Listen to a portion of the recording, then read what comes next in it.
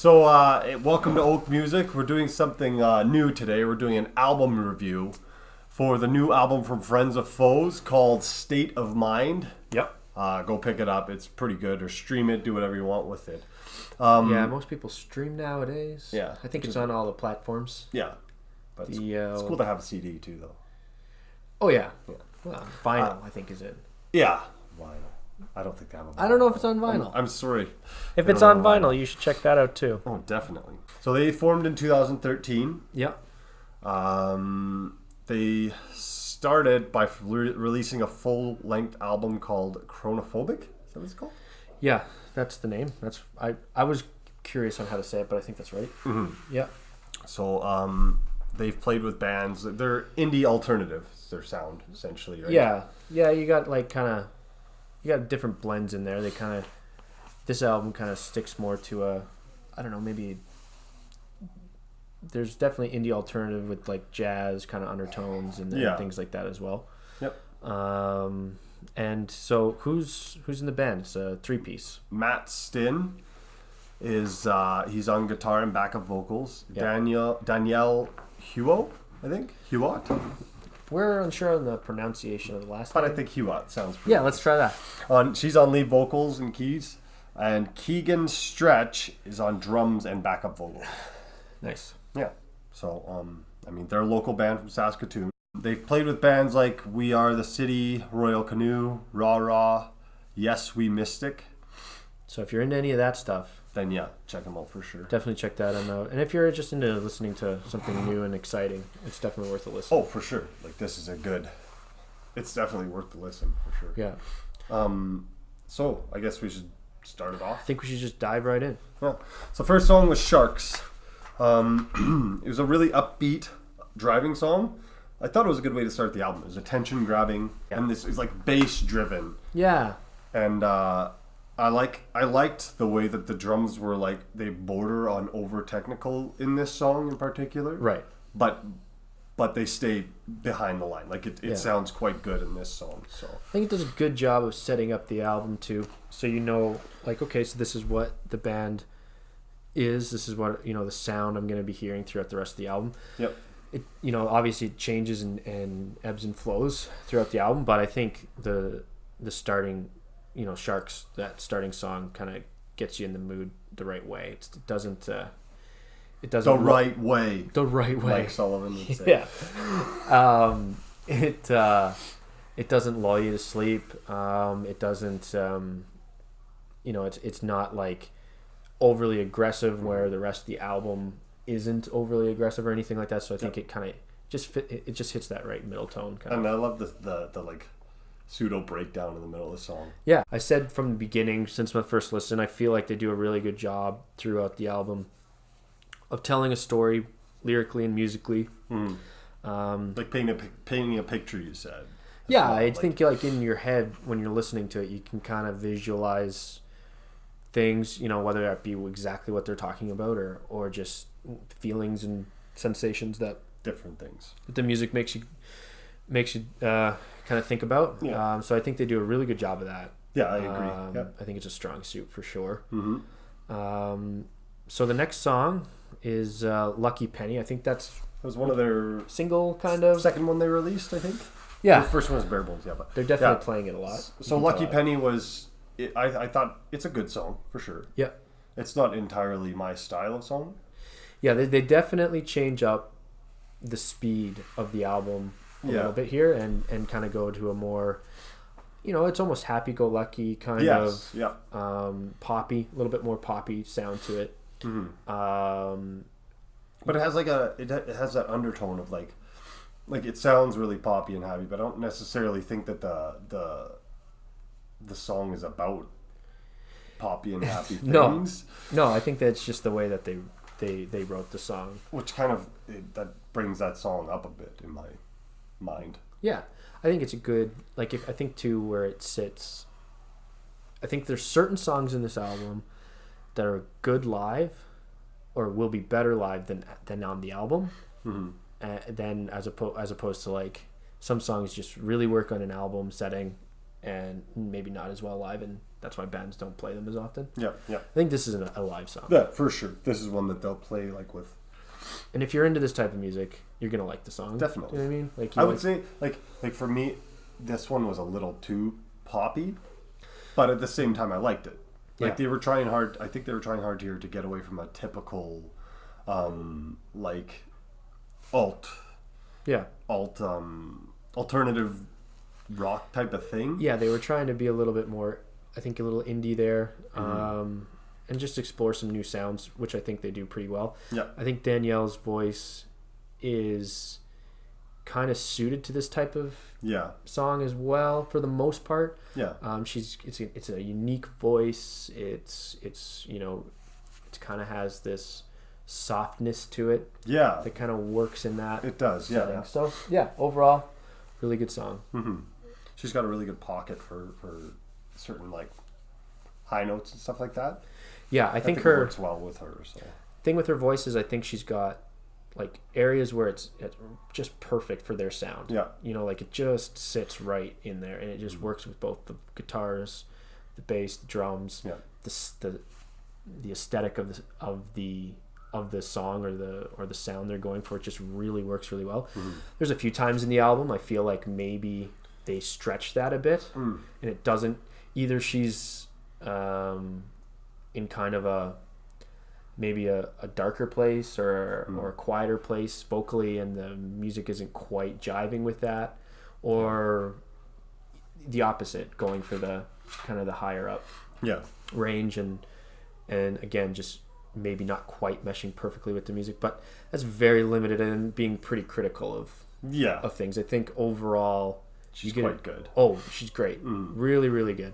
And it really suits the band's style, the sound they're going for. It helps create the sound. It's not just a voice. Yeah, it helps create the sound. Yeah, for sure. And throughout the album. I thought that the end of this song was not my favorite. Maybe that's why it wasn't my favorite song on the album, because the end of it felt kind of, I don't want to say stretched, right? But it just was like, okay. Maybe I was just really looking forward to seeing what the next song sounded like. Right. So, but I thought, all in all, Lucky Penny's a good song. Yeah, and again, I think going to be a good live song, and definitely a good one for people into this type of music to kind of get started off listening to, because if you like this, you're going to like exactly the rest of it. Then we move into, I think, both of the next two songs would be our two favorites. I would say overall. I think we agreed on that pretty well. But this one I would call my second favorite on the album. And I'd probably call this one my first favorite. Really? Yeah. Okay. I think this was my favorite. This was for Forever Yours, it's called. And I thought the first thing I thought, like when I give it my first run through, was it was kind of like off-putting, like a little bit. I think I put the word haunting. That's why I something like that. It was like, yeah, it's creepy. Like she's talking about this stuff, and it seems pretty heavy. Yeah. I just think this is where her voice really shines to like create that aesthetic that you get throughout the rest of the album for the most part. I love the feel of the song, the drums, the guitar, the syncopation really hits well for me. Yeah, we thought this was a shift for the album here. Yeah, gets into more serious tone. It kind of like starts to, exactly. Yeah, I think it really transitions the rest of the album well. And this is where we were saying too, her voice suits this song the best. I think so. I thought it was quite good. Yeah. I guess we should move on to this one. Yeah, this was my favorite. Where Are You Gonna Run? Yeah, and that's the first one. You were like, we're doing an album review on this. This is my standout song so far. Yeah. Listen to that first, and probably because I'm a drummer, right? Definitely. I thought the drums on this song were very their sound was really good. Yeah. There's a lot of syncopation. It was complicated, but and just sounded very full. Yeah. And then this one fits their style really well, I thought. Yeah. And I love the abrupt ending. Yeah, agreed. I think these two songs were super well thought out, super well written, both musically, lyrically, and they really hit home runs here, and certainly strong points. For sure. Yeah. So, That's kind of where I was really getting into the album when I was listening to these two songs. Darker tones, yeah. Then we moved to Montreal. Yeah, and that just like it's like a kind of like brightens it right up again. Brightens it right up. Yeah. I thought it was catchy and kind of simple. Yeah, which is okay. Yeah, I think they were just going for like just kind of lay down a track that's easy to either sing along to or just listen to. Pretty easy listening. Yeah. I think for me this is the one song that I'm not like crazy about. I wouldn't say I'm like gonna listen to that. If I'm listening to the album personally, that's not the song I'm gonna be on repeat or anything. I feel like it. It's right in the middle, and it changes the total feel of the album. We kind of went back and forth on whether it was the right place for the song or not. Yeah, that's right. Yeah. I think if anything about the album that we would say, maybe that is where we would say maybe a change of that placement could have helped the album flow a little bit more. But still, a really good song, really well written too. They're obviously really good musicians. Yeah. You can hear that throughout, and this is another good. Yeah, the piano part I thought on this one was really interesting. Yeah. It made it more. It sounded like a different type of. And the ending, the ending it gets stronger. The next song was Bare Boned. This is the first one they released from this album, right, as a single. Yep. I felt like it was like robotic, but in a good way. Definitely. Which I thought was super cool. tight. Yeah.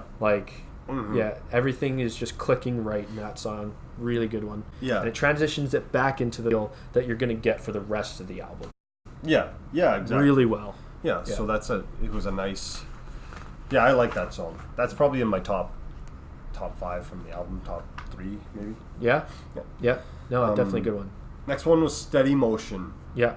I think sometimes the band really seems to gel on certain songs. You know what I mean? Like their writing styles really seem to get just really in sync, lyrically, musically, all of it together. Yeah. This is a good example of it.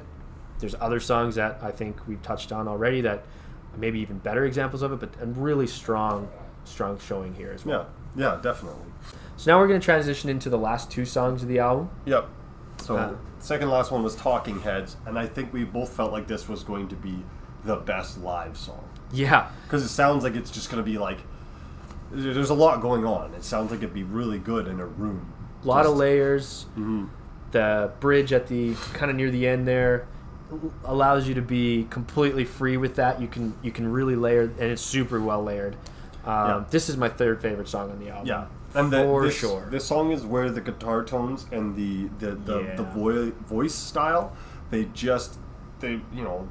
meet, and it just sounds so good together on this song. Yep. Very airy kind of sound. Mm-hmm. Easy to listen to. Yep. Kind of put it on in the background while you're doing work. It's definitely a song you can do that with. Mm-hmm. Or put a good set of headphones on, and I think this is probably where it would be best. Yeah. Good set of headphones. Yep. And just dive into it. It's the type of song you can just listen to casually, or you can basically study. Yeah. It's a good song. Good one that way. And then we move into the last song, which is Heaven Made. Heaven Made, yeah. This one's really... It's interesting. Yeah. Because you can't, you keep expecting it to just build up into this big thing. Yeah. Whereas it doesn't. Yeah. And it they do it good. well. Yeah, they do it well. They do that very well. Yeah. I think they have this feeling. The song is trying to portray a feeling, I think, both lyrically. They do a great job with that. Mm-hmm. And just musically. I think the whole album just does a really good job lyrically of, again, portraying pictures, portraying a feeling. Mm-hmm. And they mesh that well with the music, and this is a really good song for that. The voices were really well layered in this song. Yeah. And also it's a good way to close the album. Definitely. We both thought that. So. Yeah, it definitely closes the album properly, and just kind of sends it off as opposed to just like an abrupt ending or anything like that. I think it's just this was the sound and vibe for most of the album. Yep. And it just kind of tones it down a little bit and then just kind of sends you off. So it's a really good ending song. We both agreed on that. It's quite good, I thought. So a lot of the songs were really well placed. I would only switch like 2 of them. Yeah.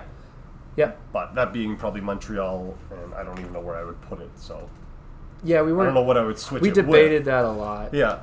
So I don't know. I think the placement was good, and I think overall their sound was fairly defined.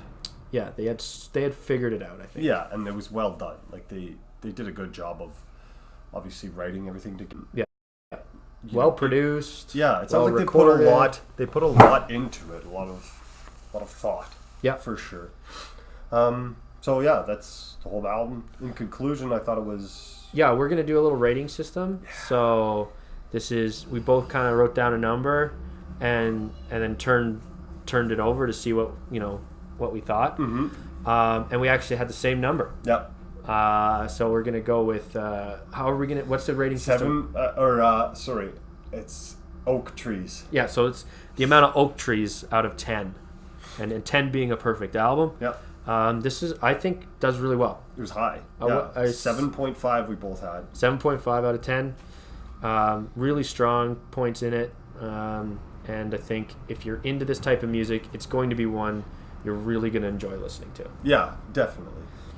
So that's the review. Yeah, I hope that helps everybody you. Enjoyed it. I hope it helps you decide to go and pick up the album because you definitely should. Do it. It was good. And check us out on our podcasts. Yep. That are going to be coming out more frequently. Yeah, every week. And check out Oak Music for more album reviews and music news. All sorts of content. We're going to have just content more coming and more out. And more. So, yeah, this is great. I hope. Thank you to Matt for asking us to do this. And, yeah. Check out Friends of Foes. Yeah. And check out their new album, State of Mind. Peace.